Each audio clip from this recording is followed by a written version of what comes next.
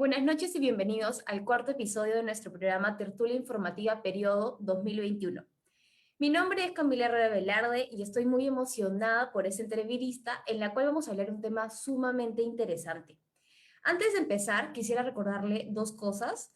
En primer lugar, que esta charla, como ustedes ya saben, es certificada y para poder adquirir dicho certificado, tienen que dejar su correo electrónico en el chat de la transmisión de Facebook.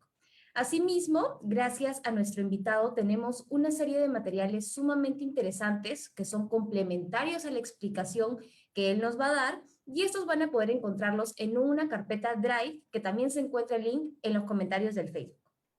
Sin más preámbulo, quiero darle la bienvenida al especialista que nos acompañará el día de hoy, el doctor Carlos Morera Chávez, quien es doctor en odontología y viene elaborando activamente como odontólogo en centros de salud del MINSA. Asimismo, cuenta con una especialidad de odontología forense por la Escuela del Ministerio Público, desempeñándose como odontólogo forense de la División Médico Legal de La Libertad. Asimismo, tiene diversos diplomados en el ámbito de salud. Habiendo señalado ello, el día de hoy vamos a tratar un tema sumamente importante, como les dije, el cual se titula Salud y Prevención, la COVID-19 y el proceso de vacunación en el Perú. Sin duda alguna es un tema sumamente relevante, ya dadas las circunstancias apremiantes que estamos viviendo, y por ello estamos muy emocionados por la entrevista del día de hoy. Le doy la palabra, doctor, para que se presente y también para que podamos comenzar con esta enriquecedora charla. Muchas gracias. Muy buenas noches a todos. Les saluda el doctor Carlos Morera Chávez. En la actualidad soy odontólogo del Ministerio de Salud, jefe de un centro de salud, Centro de Salud Villavista, y me desempeño también como docente en la Universidad Privada de Noruega. Tengo la oportunidad el día de hoy, de agradecimiento a esta invitación, para tocar este tema tan importante de lo que significa el proceso de vacunación. Quisiera preguntar si se puede ver bien la imagen. Sí, excelente, doctor, se ve muy bien. Muy bien. Bien, entonces vamos a empezar a este tema tan novedoso, interesante de lo que significa la salud y la prevención, y que en realidad los vamos a una primera palabra, que es el COVID vino y nos pasó la factura. Quisiera mostrarles esta imagen, que es la sala situacional al 22 de mayo del 2021. Es una imagen pública, ¿no? Donde podemos ver la cifra de la libertad, 7.339 fallecidos. Yo quisiera comentarles a todos lo que están ustedes viendo, de que esto cifra, ¿no? Es una cifra conocida, lamentable, una cifra que verdaderamente nos dice que algo pasó en el sistema, algo pasó. Esta pandemia que vino nos enseña nos va a enseñar a todo el sistema de salud que tenemos que estar preparados para lo que nos venga en el futuro, ¿no? Miren la cifra allí, es verdaderamente interesante, 99.309 casos recuperados. Quizás podamos darnos cuenta que si vemos anteriores salas, ¿no? Había gran cantidad de gente en aislamiento, ¿no? Y ahora lo que se tiene más son hospitalizados. ¿Qué pasó? ¿Qué sucedió? ¿No? En lo que significó la epidemia COVID en la libertad. Bueno, miren, acá por ejemplo podemos ver, esto es la sala situacional de los casos, de la distribución de casos, ¿no? Y como vemos, Trujillo está en rojo, mientras que nuestras provincias están naranja, ¿no? Y podíamos ir observando dónde podemos encontrar la mayor cantidad de casos, ¿no? Y bueno, la mayor cantidad de casos, ahí está la distribución, ustedes lo pueden ver, ¿no? Es un anillo urbano marginal en su mayoría, ¿no? Y bueno, el Trujillo, que también reporta una cantidad actual de 2.543, miren allí esa cifra bastante alarmante, ¿no? quizás podríamos ir evaluando nuestra situación y pensar qué fue lo que sucedió. ¿Por qué la libertad en esta segunda ola, ¿no? Nos toca tener una gran cantidad de casos y por qué es que las medidas sanitarias, entre paréntesis, han funcionado en regular intensidad? ¿Ha sido el desarrollo sanitario? ¿Ha sido la respuesta de la población? Yo quisiera saber si es que se pudo prevenir. Bueno, no estábamos preparados cuando se dio esta pandemia. Ninguna ciudad del Perú, ni el Perú, ni América, podíamos decir, estuvo preparado para eso. Lamentablemente, un sistema sanitario como el nuestro, que ha tenido que reinventarse, donde las autoridades han hecho muchas luchas por reinventarla. Realmente, autoridades que han ido pasando, todas con estrategias dentro del marco de sus posibilidades. ¿No? Y entonces, habrá entonces que hacer esta pequeña salvedad de qué cosa es el virus, ¿no? Bueno, particularmente el virus, miren, ahí tenemos una imagen, es un tipo de ARN virus que tiene esa característica, esa estructura de forma, ¿no? Una ARN, que es el material genético, una caja o cápside, ¿sí? Que tiene esa famosa proteína S, que si lo pueden ver, le da esa característica de corona, ¿no? Y esa capa amarilla lipídica que justamente es muy importante, ¿no? Porque va a permitir justamente la permeabilidad de este virus. Entonces, esta característica le permite a este virus ser tan letal, tan agresivo y tener una condición de adaptabilidad que la hemos visto. Y ya pasa por 2 y hasta 3 variantes, ¿no? Que es el fruto del continuo aplicativo del virus. Es decir, no me llama la atención que en un contexto futuro aparezcan muchas nuevas variantes, porque el virus es su naturaleza, es igual que el virus del VIH, que va mutando y por lo cual es muy complicado hacer una vacuna, ¿no? Entonces, lo que sucede es de que justamente este tipo de virus tiene esa particularidad de generar estos procesos inflamatorios, ¿no? Estos procesos inflamatorios tan complicados, pero a la vez tan difíciles de poder detectar, ¿no? ¿Qué pasó en la libertad? ¿No? ¿Por qué se ha dado tantos casos? ¿Se pudo evitar? Yo creo que esas preguntas lo trasladamos a la comunidad como seres, como personas. ¿Hicimos caso? ¿Hicimos caso al aislamiento social? ¿Hicimos caso a la técnica de lavado de manos, al uso de mascarillas? ¿Qué pasó?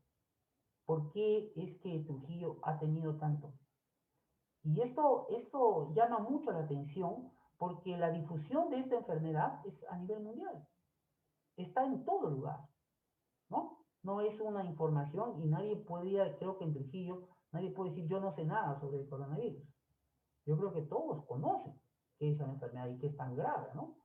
Y hoy estamos viendo pues la necesidad de que haya obviamente un mea culpa del poblador, porque no le van a echar todo el paquete al sistema sanitario cuando verdaderamente la mayor cantidad de casos se debe a que el propio poblador, ¿sí? No está cumpliendo con problemas sanitarios.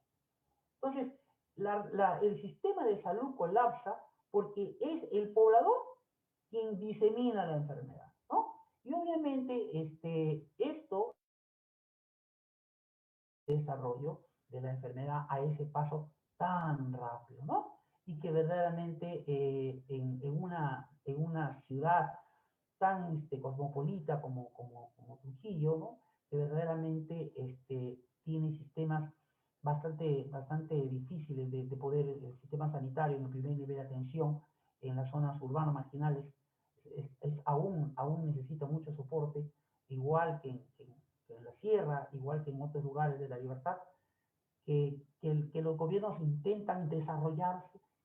Bueno, ya no es el momento de decir qué pasó, qué fue, ¿no? Yo creo que hoy es el momento de que todos de una u otra manera, ¿no? Pongamos realmente fuerza en las medidas sanitarias, ¿no? A fin de que podamos revertir de una u otra manera y dejar dejar de pensar que es el sistema sanitario el que falla. Como pobladores tenemos una responsabilidad. Bien. ¿Qué es el coronavirus? Los coronavirus son una extensa familia de virus que puede causar enfermedades tanto en animales como en humanos.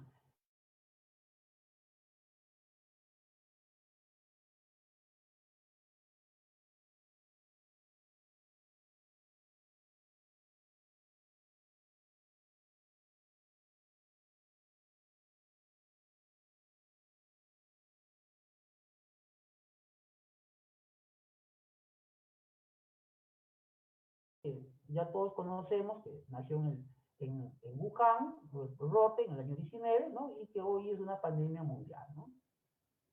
¿Cuáles son los síntomas del COVID-19? Los síntomas más habituales son la fiebre, la tos seca y el cansancio. Otros síntomas menos frecuentes que afectan a algunos pacientes son los dolores de cabeza, molestias, congestión nasal, ¿no? La conjuntivitis, dolor de garganta, dolor en los dedos de las manos o los pies. Estos síntomas suelen ser leves y comienzan gradualmente y algunas personas infectadas solo presentan síntomas leves. Y este ha sido uno de los problemas por los cuales esta enfermedad ha generado tanto personas infectadas, pero que en realidad ha sido un asintomático que ha diseminado esta enfermedad. Entonces, esto que les estoy mencionando está en los archivos de la OPS que yo les había brindado, ¿no? Y que nos va a permitir tener un conocimiento más eficiente de lo que significa el SARS-CoV-2. Algunas personas con infección por SARS-CoV-2 permanecen asintomáticas, mientras que en otras la infección puede causar la enfermedad de la COVID-19 leve a moderada y que llega hasta neumonía por COVID, ¿no? En algunos casos estos pacientes necesitan cuidados intensivos y en algunos casos llegan a la muerte, especialmente en las personas mayores y habría que agregar en las personas con comorbilidades. Y entonces las comorbilidades vienen a asociarse, ya sabemos cuáles son las principales comorbilidades, como la hipertensión arterial, la diabetes y la obesidad, ¿no? Y síntomas como la fiebre, la tos, y signos como la saturación de oxígeno, sobre todo ya conocemos los valores que están por debajo de 92, o los hallazgos en la auscultación pulmonar son la primera información de diagnóstico y la más disponible, ¿no? Y obviamente esto es muy importante para descartar la enfermedad. ¿Cómo se propaga el COVID? Bueno, ya sabemos que este contacto con otra persona infectada por el virus y la enfermedad se propaga principalmente de persona a persona, ¿no? Se ha visto mucho y se ha dicho mucho acerca de que el COVID puede estar tantas horas en un material y tantas horas en otro. Sí, pero obviamente el principal vía es la vía directa, ¿no? La vía directa, a partir de estas gotículas que salen despedidas de la nariz o la boca de una persona infectada al toser, estornudar, inclusive hablar. Estas gotículas son relativamente pesadas, no llegan muy lejos y caen rápidamente al suelo. Una persona puede contraer la COVID sin alas las gotículas procedentes de una infección infectada. Entonces la distancia social y el uso de una mascarilla verdaderamente es un buen mecanismo de defensa. Entonces ahí tenemos nuestro primer criterio. El segundo criterio es que como puede estar sobre las superficies, tenemos que hacer el lavado de manos y el uso de alcohol desinfectante y de detergentes, de jabones, ¿no? Porque como vimos en esa imagen hay una capa lipídica que es la que a través de los jabones o detergentes se puede dañar y podemos inactivar en este caso al virus, ¿no? Por eso es importante mantenerse al menos a un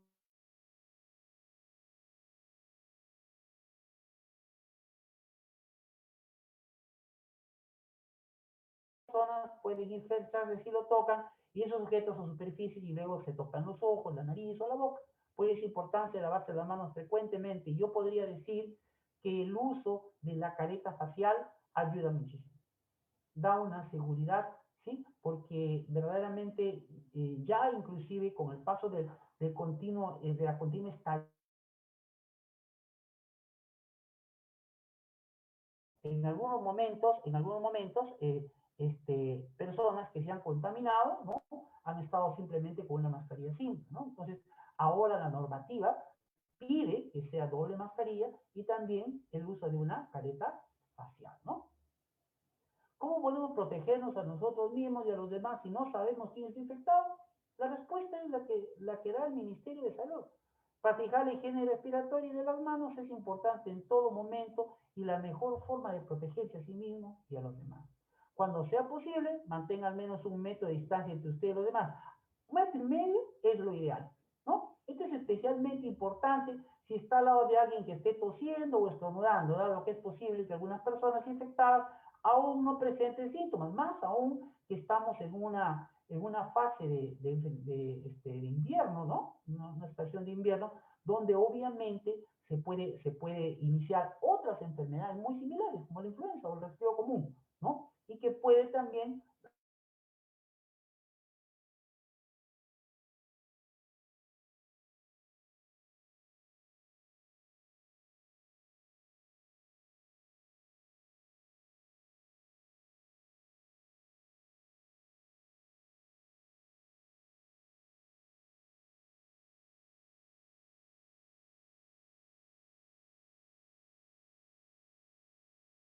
enfermas con síntomas de COVID y pueden ser contagiosas para prevenir la propagación de la enfermedad.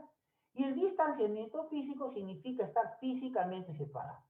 ¿Qué recomienda la OMS, no? Mantener una distancia de al menos 1 metro, dice, ¿no? Idealmente 1,5 metros con los demás. Es una medida general que todas las personas deberían adoptar, incluso si se encuentran bien y no tienen una exposición conocida a la COVID-19. Vamos entonces a ver qué es una vacuna, en primer lugar. Las vacunas son preparaciones que buscan darte inmunidad frente a una determinada enfermedad. La gran mayoría de vacunas son inyectadas. Sin embargo, también existen otras que se aplican, por ejemplo, de manera como gotas a los niños, ¿no? Al vacunarte, tu sistema inmunológico empieza a producir anticuerpos, los anticuerpos que todos sabemos, ¿no? Que son producidos por las células linfoides, ¿no? Van a permitir tener esos mecanismos de defensa, ¿no? Unos aparecen en la primera línea, otros en la segunda línea de defensa, ¿no? Amén de las células, que también de las células que van a permitir la defensa. Entonces, al vacunarte, tu sistema inmunológico empieza a producir anticuerpos tal como lo haría frente al virus o la bacteria real. Se entrena. Sin embargo, la vacuna solo inyecta virus debilitado o muerto, lo que no desarrolla la enfermedad, pero sí prepara tu cuerpo, ¿no? Actúan de la siguiente manera. Inoculan el virus o bacteria debilitado o muerto a tu organismo, tu cuerpo advierte su presencia, ¿no? A través de los antígenos y genera los anticuerpos para luchar contra el virus o bacteria. Una vez que ya están los anticuerpos, cuando viene la enfermedad, ya es posible poder combatirlo y destruirlo, ¿no? Vamos a empezar a hablar acerca de los mitos sobre las vacunas, sobre todo sobre las vacunas del COVID. A ver, empezamos con el mito número 1. Si he sufrido la enfermedad, ya no necesito vacunarme. Y en otra exposición fueron unos jóvenes, ¿no? que me hicieron esta pregunta. Y verdaderamente, según los Centros para el Control y Prevención de Enfermedades, la inmunidad a la COVID-19 después de una infección podría durar poco tiempo, ¿no? Aún no hay información concluyente, pero sí se sabe de algunas reinfecciones. Y es más, de las nuevas variantes que van apareciendo, como la variante brasilera, que verdaderamente tiene una característica, es decir, fast, o sea, mucho más rápida en su desarrollo, ¿no? Algunas caracterizaciones van a ir apareciendo, algunas caracterizaciones o mutaciones que van a ir variantes, ¿no? Entonces, obviamente en el futuro tendrán que aparecer vacunas que puedan ir coberturando esa información, como lo es, por ejemplo, con las vacunas de la influenza, ¿no? O de otros tipos también de vacunas que van cubriendo y apareciendo de manera estacional, ¿no? Por eso que en el paso del tiempo, de repente, estacionalmente tendremos que ir vacunándonos, ¿no? Por ese motivo vas a necesitar vacunarte, hayas tenido la enfermedad siguiendo el plan de vacunación del gobierno. Mito 2. Las vacunas son más peligrosas que la COVID-19. Bueno, verdaderamente, si bien todos los medicamentos tienen efectos secundarios, existe mucho fake en el Internet, ¿no? Escritos de muchas personas que dicen tantas cosas verdaderamente y que alarman a la población y que le dicen tal medicamento es malo, ¿no? Tal medicamento causa cáncer, tal medicamento. Entonces, ese tipo de fake sí verdaderamente hace mucho daño, ¿no?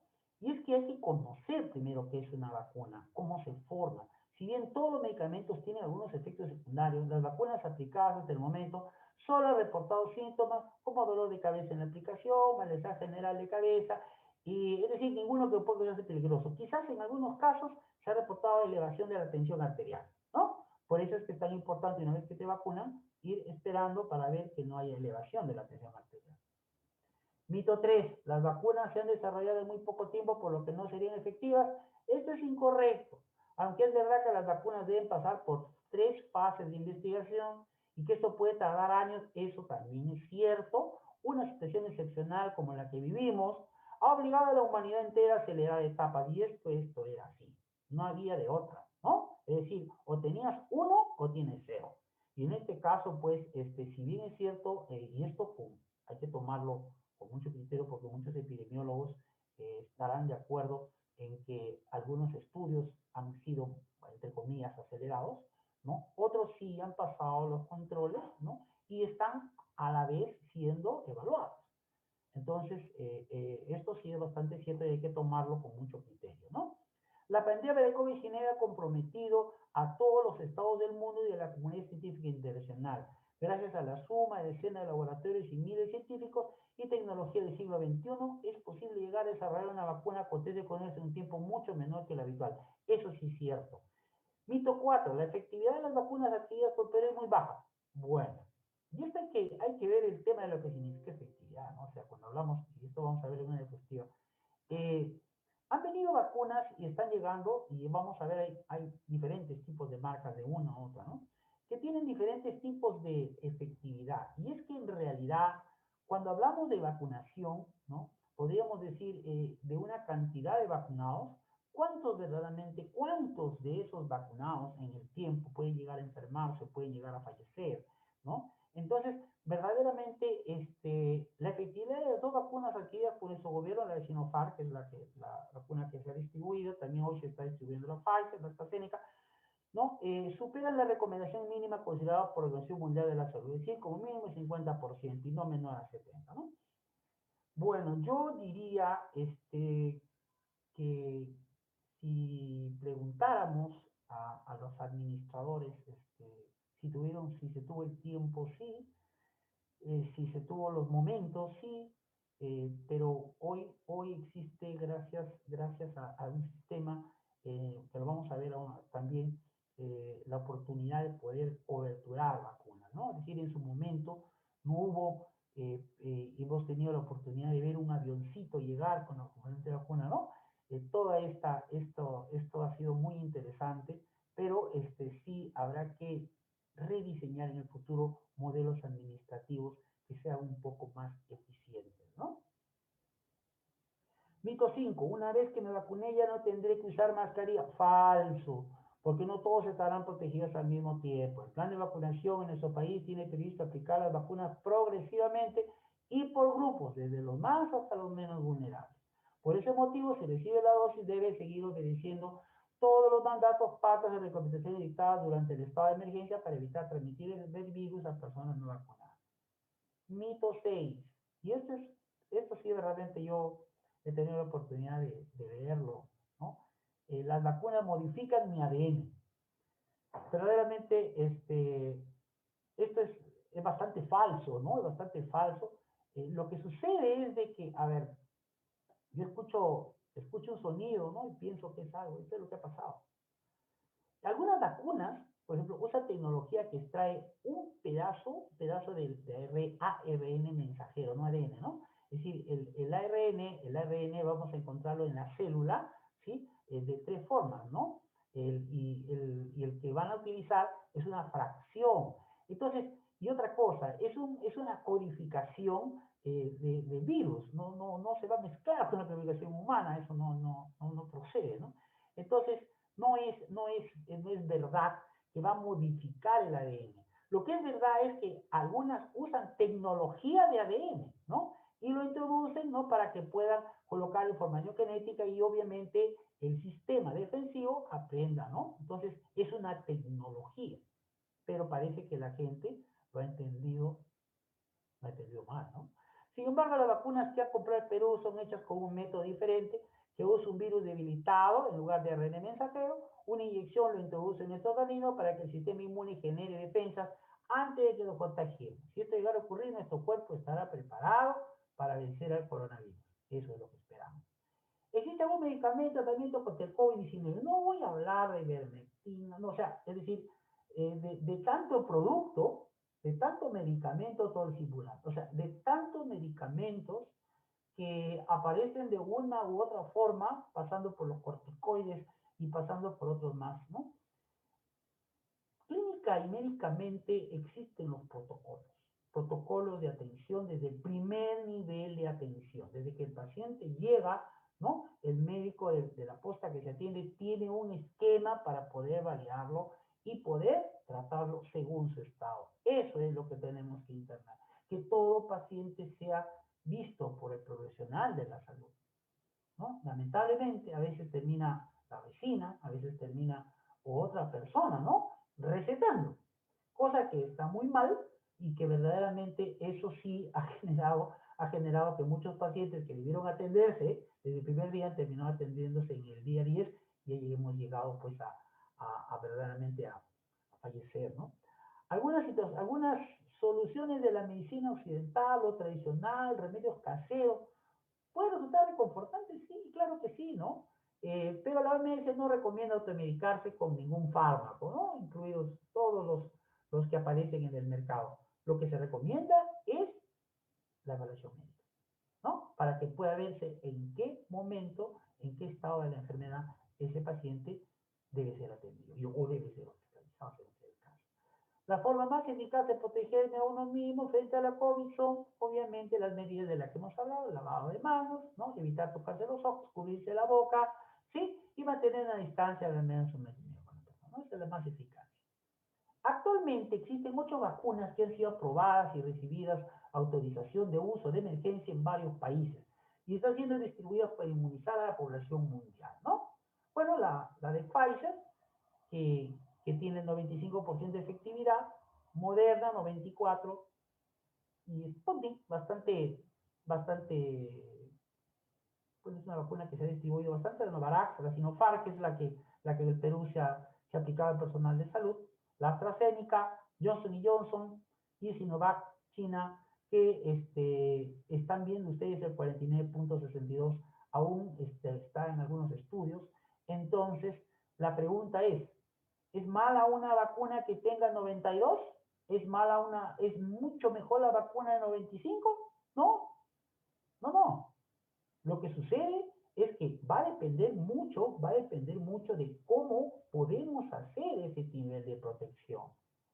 La vacunación ayuda, la vacunación estimula a tu organismo a protegerse.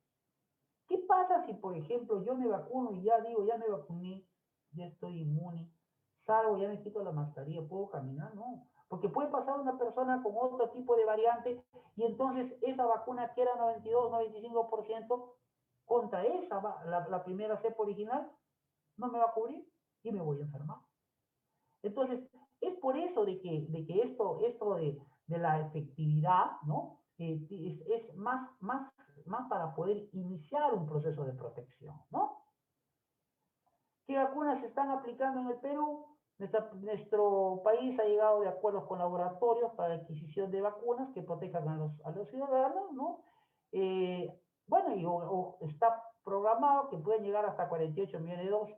Sinopharm, miren, 1 millón de dosis entregadas, que se espera llegar a una gran cantidad, y otras más que han ido llegando, AstraZeneca, que también, y otras más, ¿no? Entonces, existe un sistema mundial que es COVAX fáciles, a través de este mecanismo se espera que lleguen 13,2 millones de dosis, ¿no?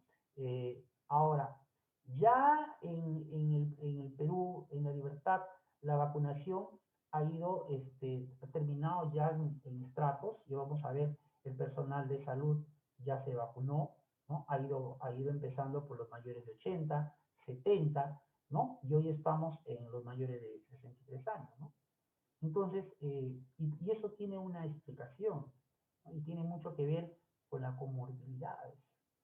Es decir, el personal de salud tiene que ver con la exposición, ¿no? El personal de salud que está en primera línea de defensa.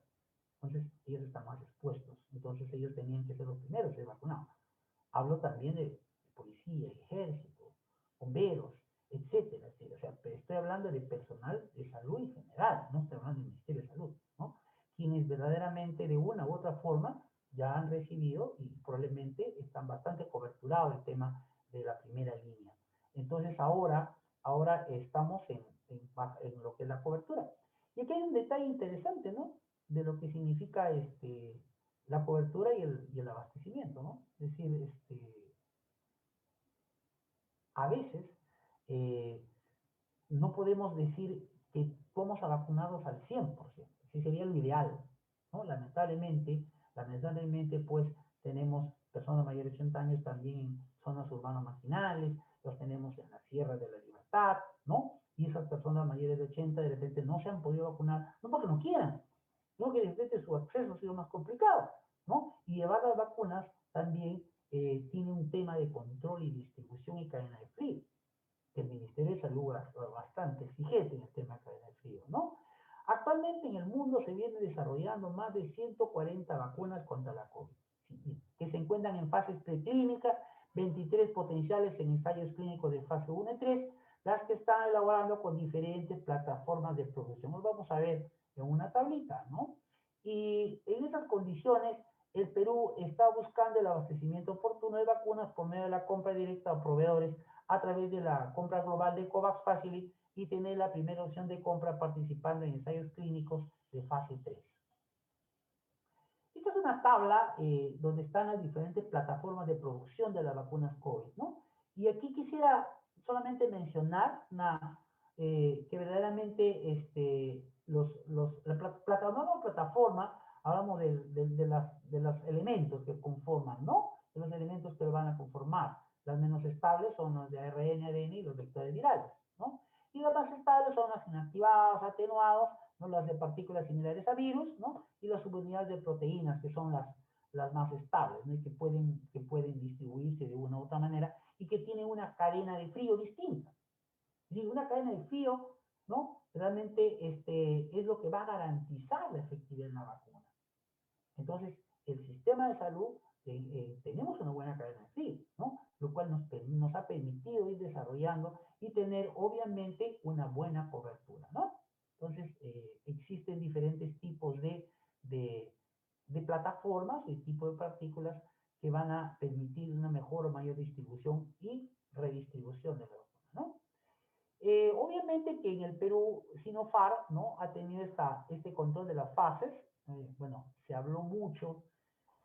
No voy a tocar el día de hoy el problema, entre comillas, político, porque realmente de esto existe todo un desarrollo que de una u otra forma ha pasado por el problema ético. Y de esto ya se ha hablado mucho. Pero sí quisiera mencionarles que en el caso de las vacunas que han llegado, sí se han hecho estudios clínicos, ¿no? Que de una u otra forma han ido probando su momento. Entonces, eh, toda vacuna pasa por esta fase preclínica, una primera fase, una segunda, una tercera, se aprueba parcialmente y luego se aprueba ya para uso masivo, ¿no? Entonces, hay todo un desarrollo, un desarrollo. ¿Cómo funcionan y para qué sirven las vacunas? ¿No? Las vacunas funcionan imitando un virus y las bacterias que causan enfermedades, preparando el sistema inmune para reconocer y defenderse contra ellas, ¿no? ¿Cómo funciona? Cuando se administra una vacuna, el sistema inmunológico reconoce el antígeno, interpreta que se trata de la enfermedad y produce anticuerpos o defensas contra él. Pero si la persona entra en contacto con un virus maligno contra el cual fue vacunada en algún momento de su vida, las defensas generadas gracias a la vacuna se encargan de protegerla para evitar la enfermedad, que ésta sea leve, ¿no? ¿Cuáles son las etapas de la elaboración? Lo vimos en la imagen, ¿no? Las etapas, la fase de ciencia básica, ¿no? La fase de ciencia postbásica, donde se hacen los estudios, muchas de estas fases pueden durar años, ¿no? Bueno, en estos diseños ha sido bastante, entre comillas, rápidos. La fase de ensayos preclínicos en modelos de animales y luego la fase de ensayos clínicos 1, 2, 3 y 4, ¿no? Ya sabemos que las que se han distribuido estaban en fase 3, ¿no? Y fase 4, que es la fase ya de comercio y aceptación, ¿no? De la primera fase de ciencia básica, es decir, que se hacen las investigaciones preliminares sobre las vacunas en laboratorio, se evalúa la necesidad de la vacunación para la prevención de la enfermedad, ¿no? Mediante estas investigaciones se identifican los antígenos inmunizantes protectores y se caracterizan y purifican y se llevan a cabo pruebas preliminares de protección en animales de implementación, ¿no? Ya como vamos a ver, a ir viendo, en la ciencia postbásica en el laboratorio, en primer lugar se investigan en modelos animales las características físico-químicas, funcionales, inmunológicas del antígeno inmunizante.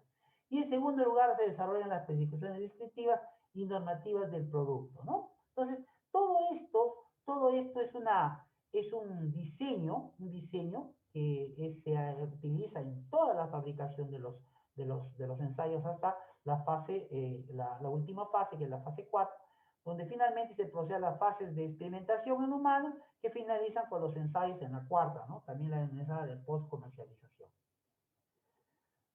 ¿Cuál es la importancia de la vacunación por fase según grupos de riesgo?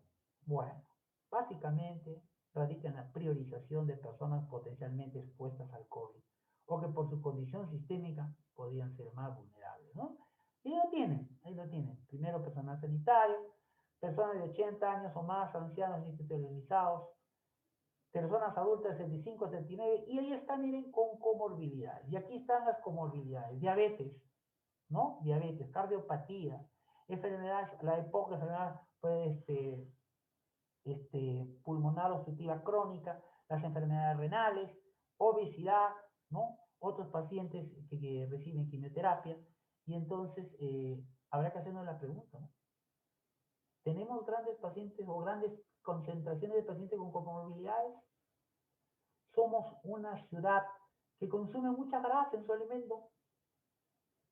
Habrá que ver qué consumimos y por qué nuestros jóvenes de 20 años, probablemente cuando tengan 40, entren en el grupo de comorbilidades. Esto habrá que rediseñarlo en un principio, ¿no? Porque a medida que hay mayor cantidad de comorbilidades, ¿no? Como pasa en los Estados Unidos, donde hay una tasa de obesidad altísima, una tasa realmente muy alta, ¿no? Y esto es lo contrario de lo que ocurre en los países asiáticos, los países chinos, ¿no? Países asiáticos donde verdaderamente ellos tienen una alimentación totalmente distinta, ¿no? Proteica, en base a otro tipo de desarrollo, o de otro tipo de cultura, ¿no? Entonces, obviamente hay que tratar de comprender lo que significa, ¿no? Para el futuro de nuestra juventud, el tipo de alimentación que tengan. ¿Es posible que una persona vacunada pueda contraer nuevamente la COVID-19? Hay reportes de personas que se han infectado por el coronavirus aún después de haber recibido la vacuna. Ante esta noticia, muchos se apresuran a concluir que las vacunas no sirven, pero esto no es así. La inmunidad no es inmediata. La misión de la vacuna de engañar al sistema inmune para que se desarrollen los anticuerpos, ¿no? Es un proceso que toma tiempo. Por ejemplo, para la Pfizer-BioNTech la inmunidad inicia 8 días después de la segunda dosis, mientras que para Moderna ocurre 14 días después de la segunda dosis, ¿no? En el caso de Sinopharm, 21 días. En ambos casos, en una sola dosis no será suficiente para que haya un resultado, ¿no? Típicamente le toma al cuerpo unas semanas el desarrollar inmunidad después de la vacunación, ¿no? Y sí puede ser posible que una persona se infecte con el virus que causa COVID-19 antes o después de la vacunación y aún así enfermarse, ¿no? Es por eso que es necesario permitir al cuerpo cuidarse mucho después de la primera dosis, ¿no? Para que pueda tener su inmunidad y su soporte. El hecho de que la mayoría de las vacunas no prevengan la infección es suficiente para saber que si existe la posibilidad de que una persona vacunada pueda infectarse, pero no enfermarse. Similar a cuando alguien vive con el virus de inmunodeficiencia adquirida, pero gracias al tratamiento antirretroviral, Targa, nunca desarrolla SIDA, ¿no? Si se trata de una vacuna que evita la enfermedad, como a la medida de lo disponible, no impedirá que las personas se infecten. Cualquier persona vacunada tendrá la misma posibilidad de infectarse que otra que no haya recibido la vacuna. La diferencia es que quien haya recibido la vacuna no tendrá que ser hospitalizada porque su cuerpo habrá desarrollado los anticuerpos necesarios para una infección que sea leve. Y esto es muy importante. Estar positivo en la prueba de la PCR no significa una falla en la vacuna, sino que probablemente esta persona no va a desarrollar síntomas graves incapacitantes ni va a ser hospitalizada, ¿no? ¿Cómo se encuentra en la actualidad el sistema de vacunación, ¿no?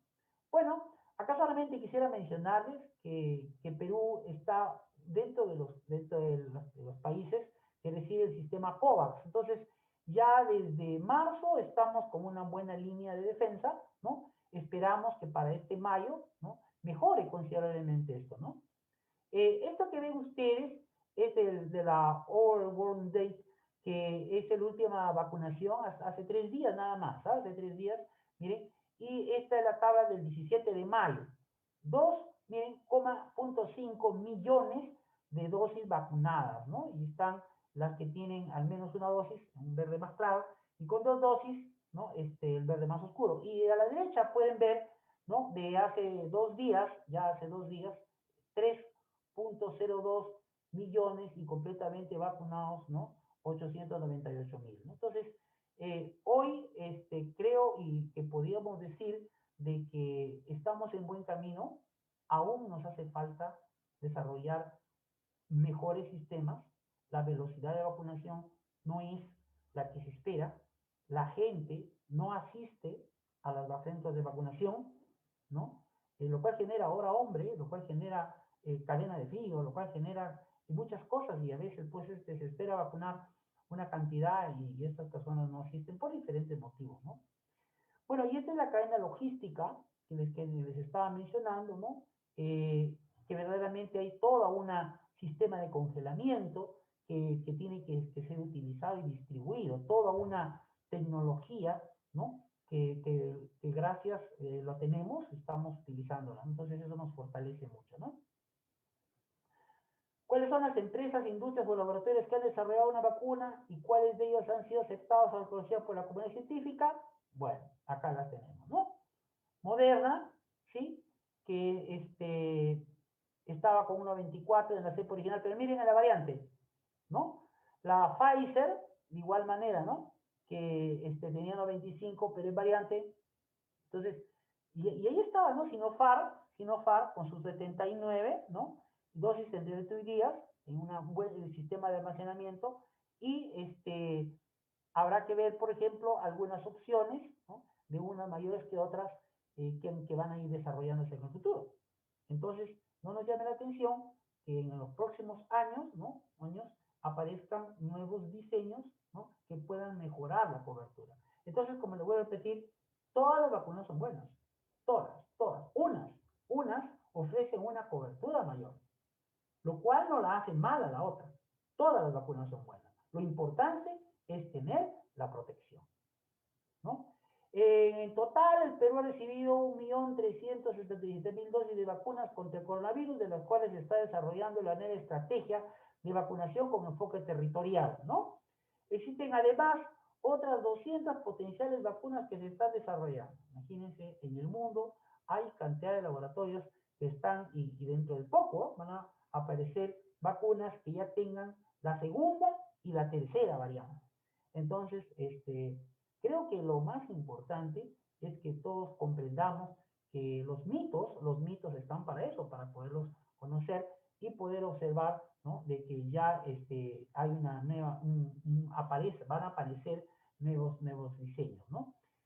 Desde el 16 de abril, el gobierno del Perú inicia la nueva estrategia de vacunación territorial universal que permite que la vacuna contra el virus llegue a toda la ciudadanía mayor de 18 años. No estamos a la espera de que se vaya desarrollando, que siga llegando el material y que podamos ir coberturando. Hoy estamos a los 63 y poco a poco va a seguir coberturando, ¿no? A esto se suman aliados importantes como el salud, sanidad, fuerzas armadas y policiales y redes integrales de salud que dependen directamente del Ministerio de Salud.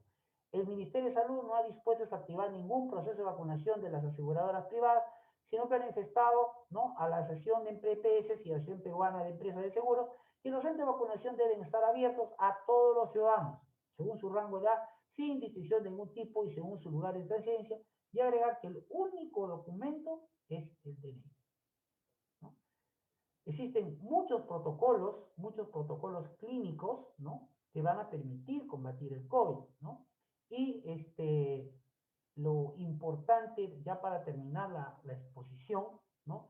Es volver a recalcar que el distanciamiento social, el uso de medidas de barrera, ¿no? El uso de lavarse las manos frecuentemente, y ahora podría decir el uso de careta agregado a la vacunación de toda nuestra familia, empezando por los adultos mayores, es importante para poder combatir el COVID. A menos infectados, hoy menos casos en el futuro. ¿Qué hacer? Cuidarnos a nosotros mismos, cuidar a las personas vulnerables, recuperar el respeto y los valores sociales. Sobre todo, tratar de comprender que no estoy yo solo y que si yo estoy enfermo, yo debo de pensar en todos, ¿no? La familia unida se protege a sí misma, traza estrategias y se respeta, ¿no? Recordando que también hay una línea de defensa personal que son los colutorios, ¿no? Y que también nos ayudan mucho a fin de poder hacer algunas diluciones, ¿no? Y podernos ayudar a combatir el virus, ¿no? Y una alimentación saludable, ¿no? Recordar que no debemos pasar por alto las grasas. Las tablas nos dicen pues que tenemos una gran cantidad de jóvenes que están yendo al sobrepeso, ¿no? Y que verdaderamente el consumo de frituras en el Perú, que estamos en el 87,1, ¿no? Verdaderamente nos hace pensar de que tenemos que ir pensando en que de una u otra manera podemos ir cambiando nuestros registros alimentarios, ¿no? Recordando que cada vez más el consumo de azúcar en gaseosas está aumentando, en otros lugares se está disminuyendo, ¿no? Y que verdaderamente la cantidad de azúcar consumida, ¿no? En diferentes productos es bastante alta, ¿no? Y esto puede llevar a que si tenemos la carga genética, verdaderamente nos pueda producir una diabetes o una prediabetes a una temprana edad. Si observan esta diapositiva, en cuanto a nutrición, la mayor cantidad de azúcar que se utiliza en cada una de estas marcas es verdaderamente alarmante, ¿no? Y sí, los riesgos son altos en lo que significa el sedentarismo, ¿no? Recuerdan que el aislamiento en casa nos ha producido gran cantidad de vida sedentaria, depresión, nos ha permitido también entender o creer, ¿no? Que una alimentación saludable está en lo primero que puede encontrar, y no es así, ¿no? Existen diferentes tipos de grupos de alimentos, ¿no? Que nos van a permitir tener un desarrollo de nuestro sistema inmunitario, ¿no? Y evitar que podamos nosotros aumentar el sobrepeso y sobre todo aumentar nuestro índice de masa corporal asociado a nuestro índice de grasa, lo cual nos puede llevar a tener hipertensión arterial y también nos permita llevar a tener enfermedades como diabetes y otras más, ¿no? Entonces, termino diciendo de que tenemos que consumir alimentos que fortalecen el sistema inmunológico, alimentos ricos en serotonina y que nos ayudan a dormir mejor y a descansar, ¿sí?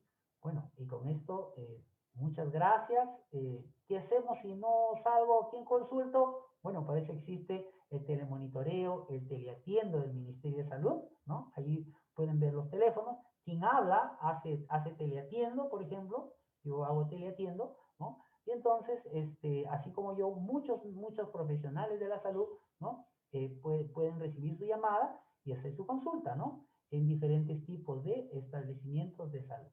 Muchísimas gracias y estoy presto a cualquier pregunta que quieran hacer. Doctor, de verdad que muy completa la información que nos ha dado. Hemos hablado de todo un poco, no solamente de lo que es prevención, sino también algunos consejos, porque como justamente hablábamos usted y yo antes de comenzar la entrevista, no solo debemos pensar en nosotros, ¿no? Sino pensar en las personas con las que vivimos y cambiar ciertos hábitos que están perjudicando el proceso de llevar a cabo este virus si es que lo contraemos, ¿no? Entonces, doctor, quería agradecerle por haber hecho esta charla tan completa.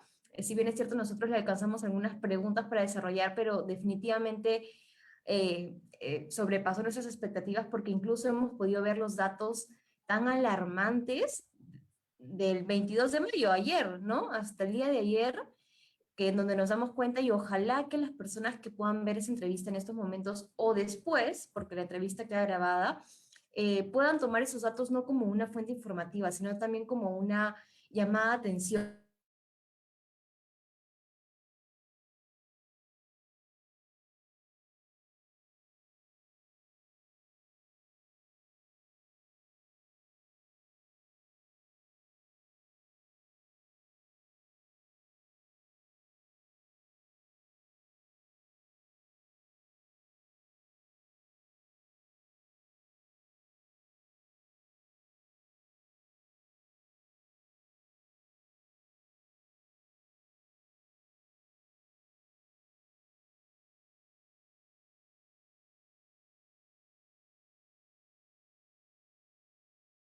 ayudaría a prever la COVID-19, ya que se podría incluso decir que es un mito, ¿no? Junto con el dióxido de cloro. Bueno, yo por eso les mencioné en una parte de la exposición que me iba a hablar, porque se ha dicho mucho, se ha trazado estrategias en comerciales, estrategias mm, de diferentes formas, ¿no? Es decir, no está en el protocolo del Ministerio de Salud, se incluyó, se quitó, ¿no? Es decir, hoy en la actualidad los protocolos médicos son los que mandan, ¿no? El protocolo médico no lo incluye eh, de manera, entre comillas, ¿qué palabra emplear? La gente lo utiliza porque lo ha visto en las redes sociales, porque apareció por ahí un señor que dijo que al disminuir los parásitos del estómago, ¿no? Disminuía la carga bacteriana, eso hacía que eso fortalece el sistema inmunitario. Bueno, yo no sé de dónde lo sacó, pero verdaderamente de una u otra manera productos como la ivermectina se han inclusive distribuido, ¿no? Distribuido y verdaderamente genera este tipo de expectativas en las personas, ¿no? Otros como la vitamina C y otros más. En realidad, cualquier cualquier oligomolécula, como las vitaminas, los he mencionado, ¿no? Los alimentos nutritivos, los productos basados en vitaminas de todas, vitamina C, el magnesio, ¿no? Todos estos productos van a fortalecer nuestro sistema inmune. Y eso es lo que tiene que primar, el fortalecimiento del sistema inmune, ¿no? Ahora, los otros recursos, los otros diseños que el paciente llegue, ¿sí? Y que el médico le evalúe y que le aplique va a depender del cuadro clínico.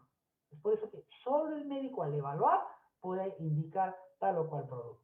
Después de todo, ahora paracetamol lo venden hasta en las tiendas.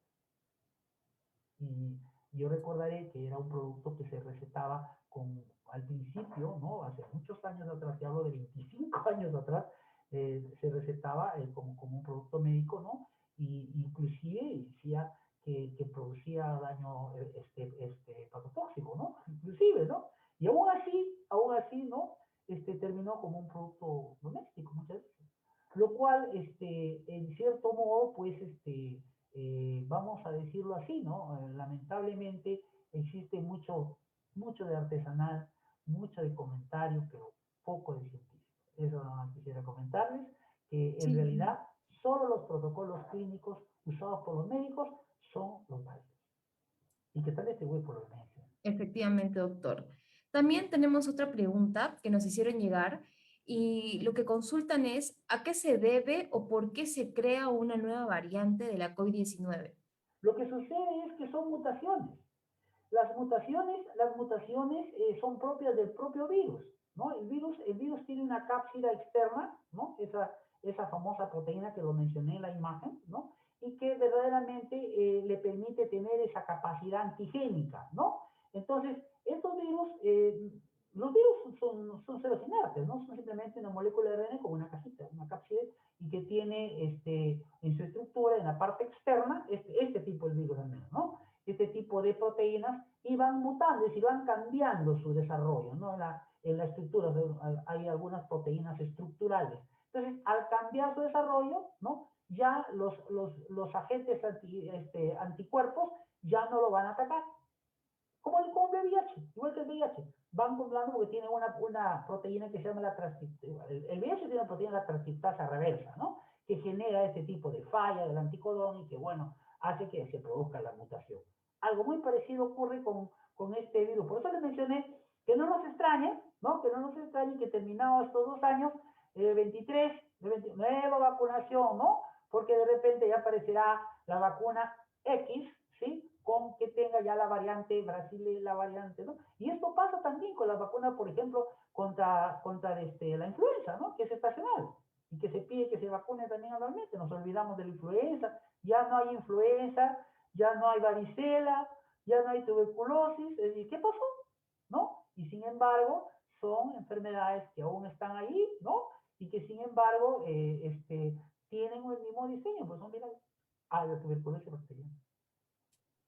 Claro, doctor, de verdad que tiene mucha lógica en lo que nos mencionan, ¿no? Todas esas enfermedades no han desaparecido, solamente que desde chiquito nos vacunamos contra eso.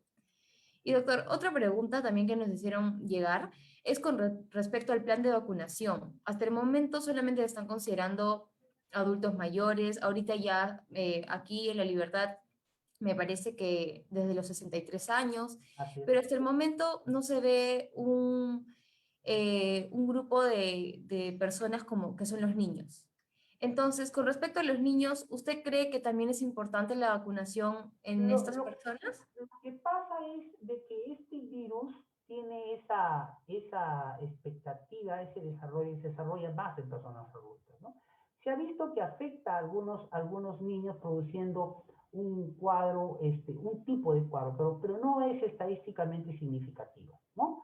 Es decir, no tenemos pues 100.000 niños infectados, ¿no? Para decirlo así, no hay, han habido muchos asintomáticos de 14, de 15 años, jovencitos, ¿no?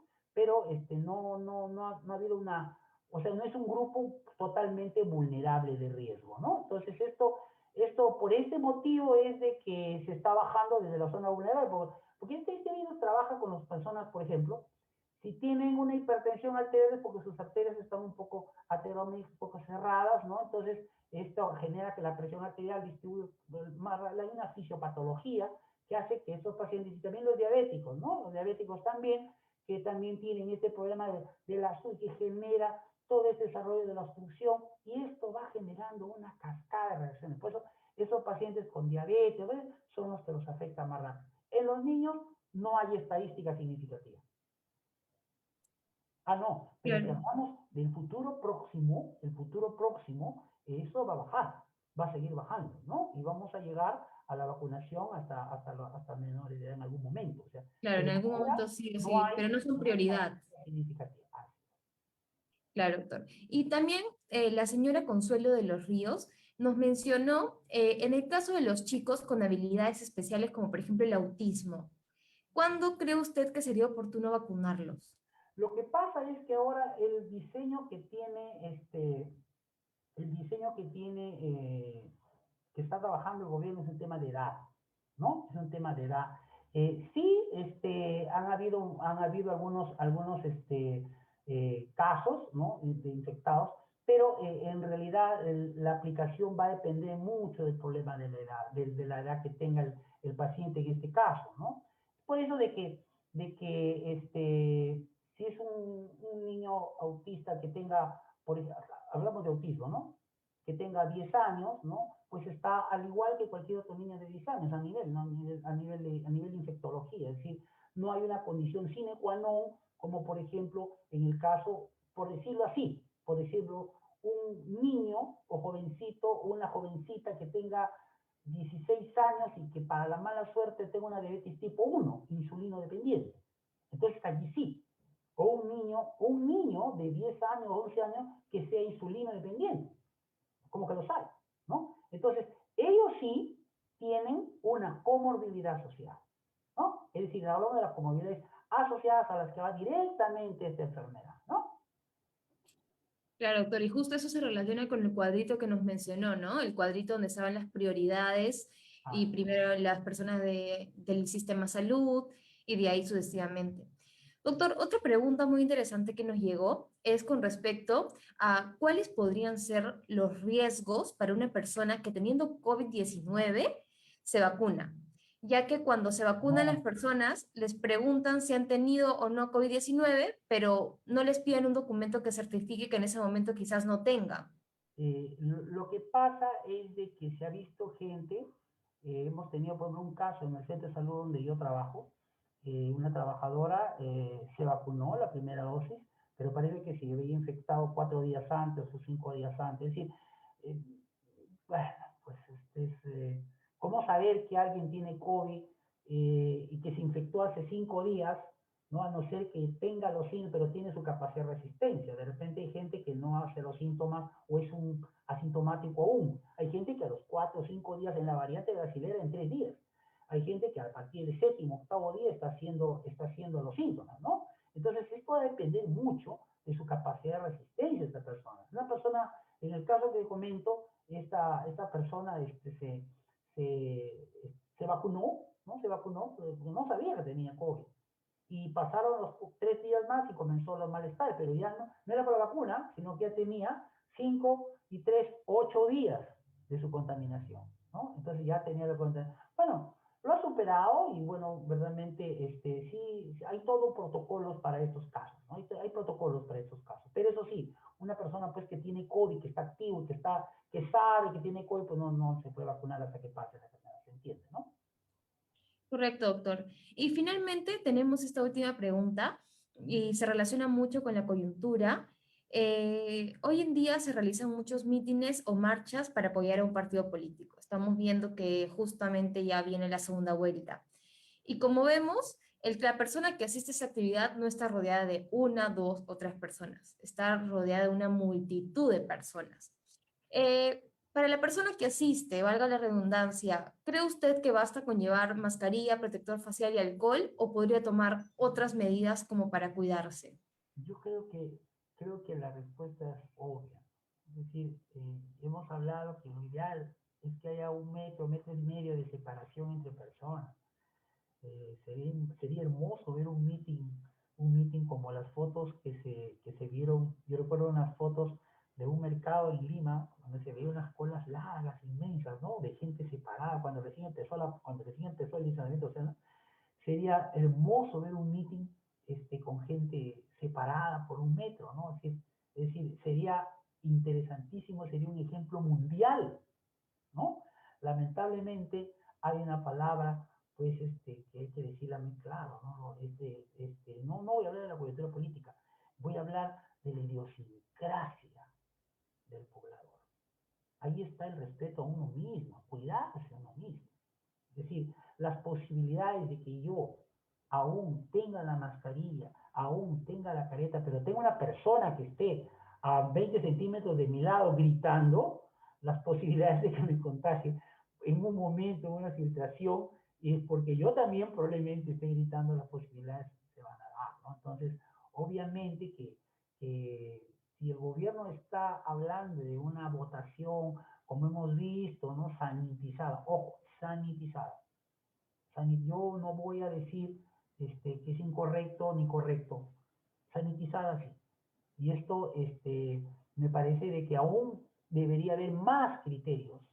Los criterios de separación, las colas, la distancia social. Es decir, hay más todavía para trabajar, ¿no? Pero políticamente hablando, sí, no exagero, es decir, sí, no creo que todos los mítines las personas estén paraditos sin hablar, ¿no?